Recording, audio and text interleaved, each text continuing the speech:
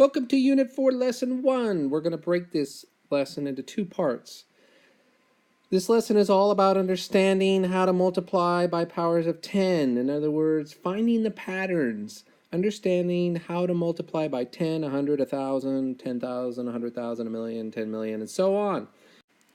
Multiplying by numbers that have a 1 followed by a number of zeros is actually a simple thing to do, and today you're going to learn how and why that is so simple. In order to properly understand this, you must first know your place values, so I've represented a few of them here for you. We're starting with the decimal point, which is the and. Anything to the right of the decimal point is less than a whole number. These are partial numbers or fractions of numbers. We start with the tenths, the hundredths, the thousands, the 10,000s, the 100,000s, and so on. That goes forever. To the left of the decimal, we have the ones place, the tens place, the hundreds, the thousands, the 10,000s, the 100,000s, and that goes forever. So I'd like to start off by showing you exactly what each of these place values stands for. The ones place stands for 1. How much is 1 worth if you put a 1 in the ones place? It's worth just 1. Now, if we put a 1 in the tens place, how much is that 1 worth?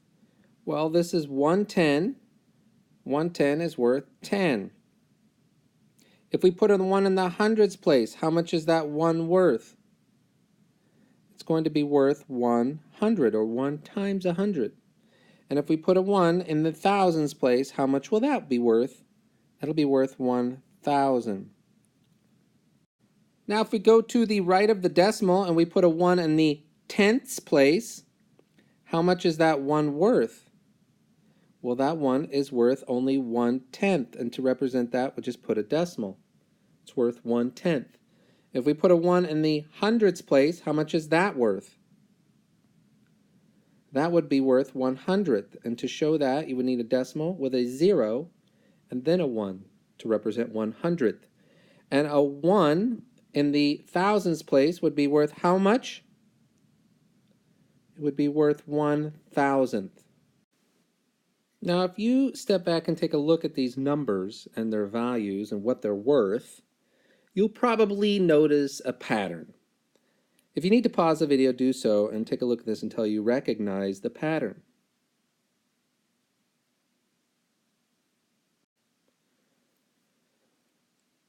Did you recognize that going from the ones place to the tens place is simply adding a 0?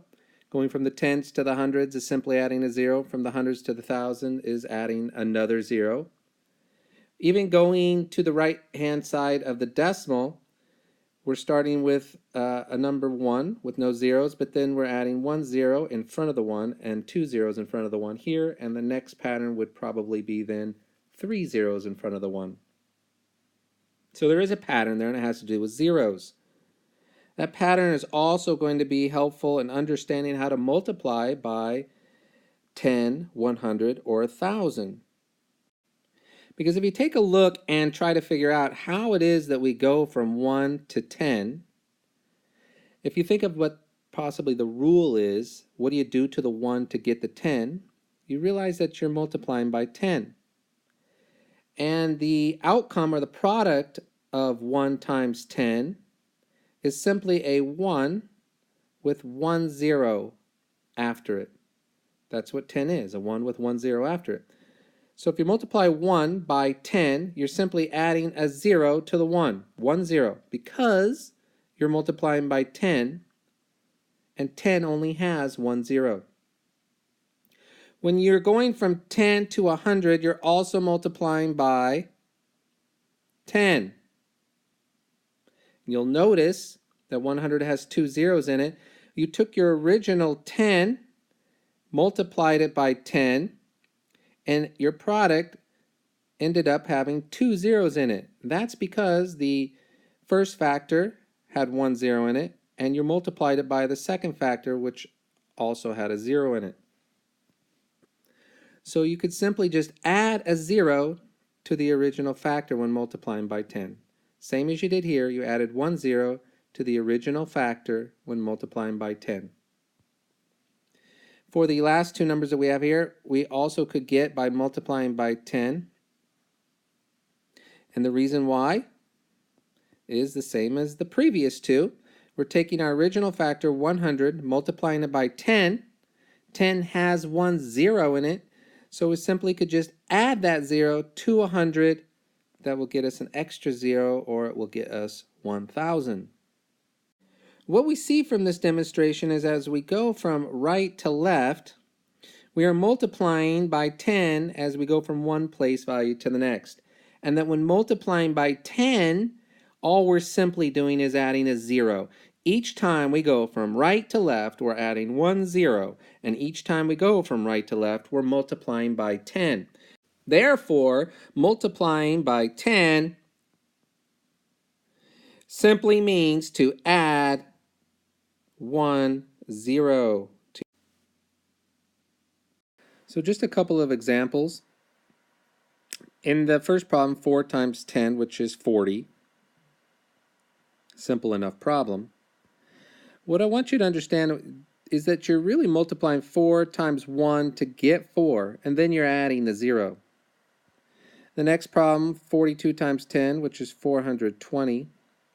What you're really doing here is multiplying 42 times 1 and then getting 42 and then adding the 0. You're doing this very quickly, of course, in your head. And here you're going to multiply 468 times 1, which can be done very quickly in your head because of the identity property. It equals 468, and then add your 0. Put your comma in where needed. This is not going to change when we start moving into multiplying times 100. And so let's do that. We're going to do 4 times 100, which is 400, which really is just multiplying 4 times 1 to get 4, and then adding 2 zeros. Because you're multiplying by 100, which has 2 zeros. Then we're going to skip ahead to 468 times 100. And here we're going to multiply our 468 times our 1, and that will get us 468.